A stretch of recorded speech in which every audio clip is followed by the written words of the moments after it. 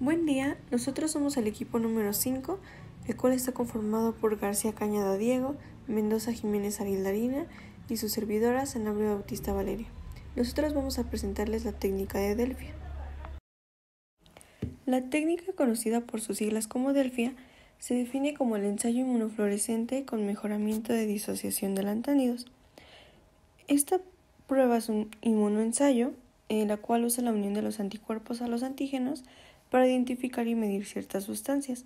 Se basa en la utilización de compuestos de lantánidos con propiedades fluorescentes, los cuales son utilizados como marcadores. Es un método altamente sensible y ayuda al diagnóstico y prevención de diversas enfermedades.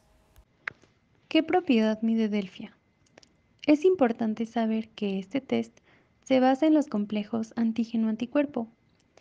En este caso, los anticuerpos son marcados con quelatos de lantánidos, los cuales son emisores de fluorescencia, y esta es susceptible de ser cuantificada, siendo su intensidad un reflejo de la concentración del analito, el cual puede provenir de una muestra de orina, sangre o saliva. A continuación, estaremos revisando algunas ideas y conceptos importantes que son esenciales para comprender mejor esta técnica. Comencemos primeramente con la fluorescencia, la fosforescencia y la quimioluminiscencia. Primeramente, la fluorescencia es un fenómeno por el cual algunas sustancias tienen la capacidad de absorber luz a una determinada longitud de onda, por lo general en el rango ultravioleta, y luego emiten luz en una longitud más larga. Dicho de otra manera, absorben fotones con una determinada energía y liberan fotones con menor energía. Este proceso es casi inmediato. La luz es recibida y vuelve a emitir en millonésimas de segundo. Por lo tanto, podemos decir que la fluorescencia dura tanto como el estímulo, ya que cuando éste cesa, también cesa el fenómeno de la fluorescencia. Ahora bien, en la quimioluminiscencia es una técnica sensible utilizada para la detección de sustancias de tipo hormonal y no hormonal en la sangre u otros líquidos corporales, como por ejemplo la orina. Y consiste en la emisión de fotones de luz con una sustancia electrónicamente excitada, donde se dará una reacción enzima-sustrato. La intensidad de emisión depende de la concentración de las especies químicas implicadas en la reacción quimioluminiscente. Y pues existen dos tipos, directa e indirecta. Y finalmente empecemos con la fosforescencia, que es un fenómeno similar a la fluorescencia, el cual ya explicamos anteriormente. Y pues tiene pues ciertos electrones excitados por la luz, pasando en una órbita de mayor energía, y cuando vuelven a su estado de reposo liberan parte de esta energía en forma de luz. La diferencia radica en que la fosforescencia, la liberación de energía por medio de fotones sucede con retraso, aun cuando la fuente estimulante ya no está presente.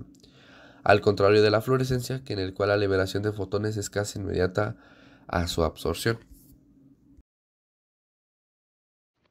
Otro concepto importante son los lantánidos. Estos son elementos de alta densidad que tienen la capacidad de emitir fluorescencia, gracias a que llenan orbitales 4F a 4F14 en la capa Fn, dando lugar así a emisiones de banda estrecha y estados excitados.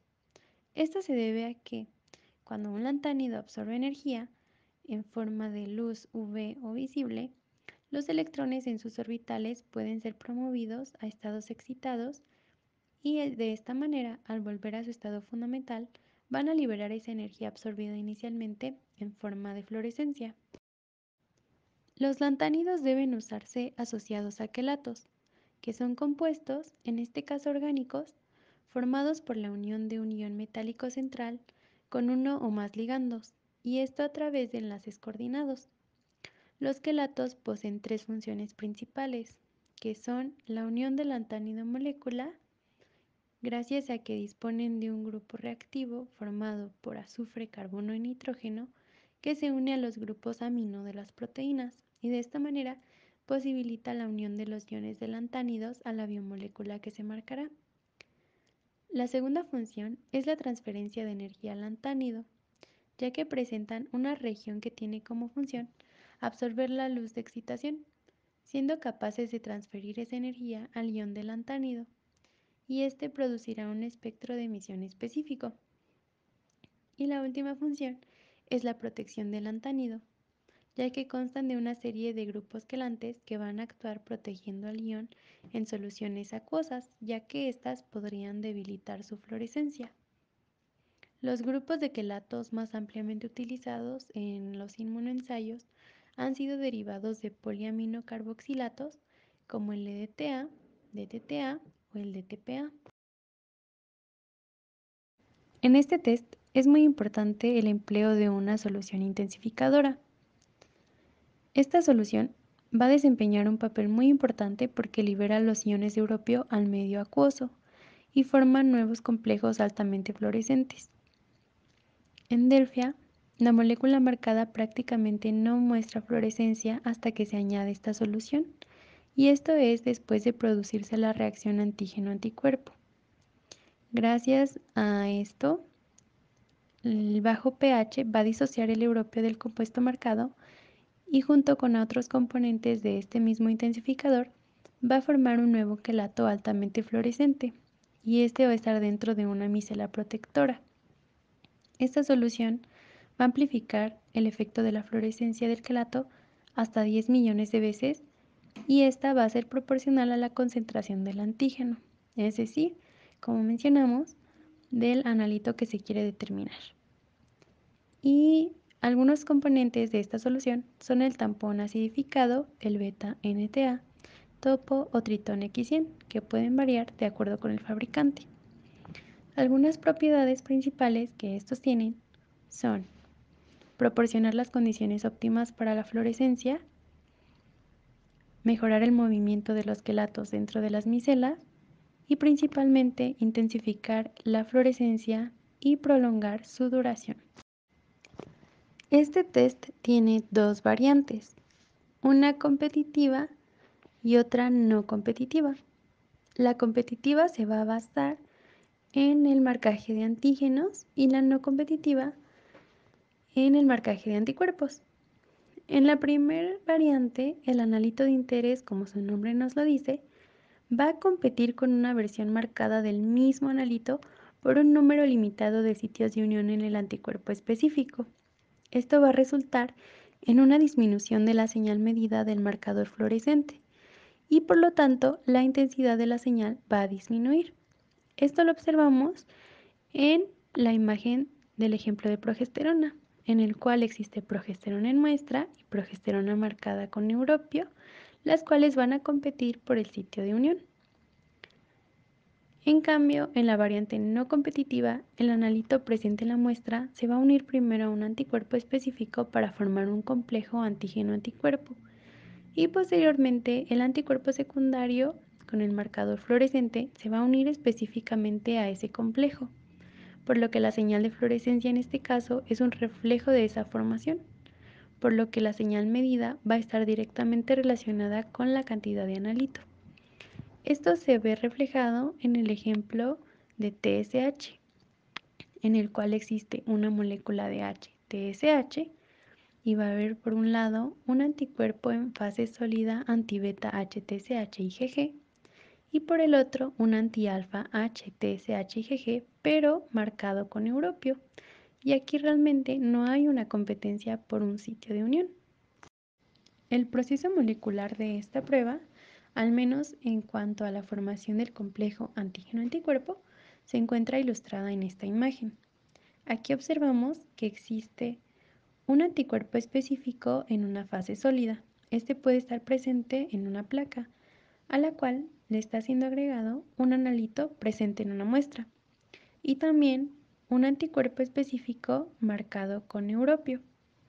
Esto es llevado a incubación y se está formando el complejo antígeno-anticuerpo, y lo que estamos observando puede ser parte de lo que acabamos de revisar referente con una variante no competitiva.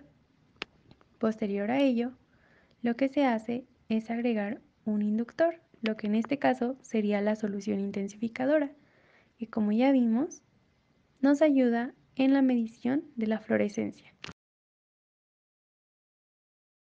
En cuanto al equipo de lectura, se requiere que éste tenga un lector de placas capaz de detectar TFR, que esta es la fluorescencia resuelta en tiempo. Tenemos equipos semiautomatizados y automatizados. Esto va a depender así como su tamaño, de las necesidades de cada laboratorio. Lo que tienen en común estos equipos es que la fluorescencia siempre va a ser proporcional a la concentración del analito, ya sean hormonas o enzimas. Primeramente, en el ejemplo de la metodología se le realizó la punción a la persona y posteriormente se llena en un papel las gotas de sangre. Después, se taladran los discos con ayuda de una perforadora para meter esos discos en pozos. Una vez dicho eso, a esos pozos se le agrega la solución de trazador para marcarlas y luego se le adiciona la solución intensificadora para ayudar a intensificar la fluorescencia, y esta fluorescencia se medirá mediante el fluorímetro. La importancia de la solución intensificadora en la fluorescencia radica en varios aspectos. Primeramente, en la sensibilidad aumentada, ya que ayuda a intensificar la señal fluorescente producida por la reacción antígeno-anticuerpo. Esto es crucial cuando se trabaja con muestras que contienen bajas concentraciones de analito, ya que ayuda a detectar incluso cantidades mínimas de sustancias de interés. Después, la reducción del límite de detección. Al intensificar la señal, se reduce el límite de detención del ensayo. Esto significa que se puede detectar concentraciones más bajas del analito en la muestra, lo que aumenta la sensibilidad del ensayo. Y por último, mejora la precisión y la reproductibilidad al mejorar la señal, ya que se reduce la variabilidad entre diferentes muestras y entre repeticiones del ensayo. Esto conduce a resultados más precisos y reproducibles. Y también hay que mencionar que ¿qué tiene que ver los electrones con la solución intensificadora? Bueno, primeramente la solución intensificadora contiene complejos de metales de transición que cuando se excitan por una fuente de energía apropiada emiten fluorescencia. La presencia de estos complejos en la solución intensificadora amplifica la señal fluorescente generada por la reacción antígeno-anticuerpo, lo que mejora la sensibilidad del ensayo. Esto se debe a que ciertos componentes de la solución, entre los que se incluyen un segundo quelato, como lo es beta-NTA, son responsables de la formación de nuevos complejos altamente fluorescentes y de la creación de un ambiente micelar que protege los iones de europio del ambiente acuoso y posibilita el desarrollo de la fluorescencia. Esa técnica se puede hacer manualmente y es muy similar a la anterior, ya que se hace mediante un kit de Delfia HTSH neonatal y consta de varios pasos como la preparación de la muestra, la preparación del ensayo, el lavado, la adición de la solución intensificadora, después la medición de la fluorescencia y por último el cálculo de los resultados. En cuanto al control de calidad, se utilizan muestras específicas que permitan evaluar la precisión, sensibilidad y reproducibilidad del ensayo. Tenemos a las muestras de control positivo, las cuales contienen el analito de interés en concentraciones conocidas y se utilizan para verificar la sensibilidad y precisión del ensayo. Las muestras de control negativo no contienen el analito de interés, pero se emplean para evaluar la especificidad y detectar posibles interferencias. Las muestras de referencia, o conocidas como estándares de calibración, son muestras con concentraciones conocidas del analito y pues precisamente se utilizan para calibrar el ensayo. El analito más común en este ensayo son las muestras sanguíneas, ya sea de suero o plasma. También puede utilizarse muestras de orina, siempre y cuando el analito requerido a cuantificar se encuentre dentro de la muestra. Las interferencias por EDTA y citratos en inmunoensayo se debe a su capacidad por quelar iones metálicos esenciales para la actividad enzimática y las interacciones proteicas, lo que puede resultar en una disminución de la señal o respuestas incorrectas. En cuanto a las interferencias heterofílicas, incluyendo los ácidos heterofílicos, estos se originan por anticuerpos naturales presentes en el suero humano, los cuales pueden unirse a los componentes del inmunoensayo generando resultados falsos, elevados o bajos. La presencia de estas interferencias subraya la importancia de estrategias como la dilución de muestras, del uso de bloqueadores y controles adicionales para minimizar su impacto y garantizar la precisión de los resultados. Y la sensibilidad es mediante Delfia neonatal HTCH en 2 microunidades sobre mililitro de sangre.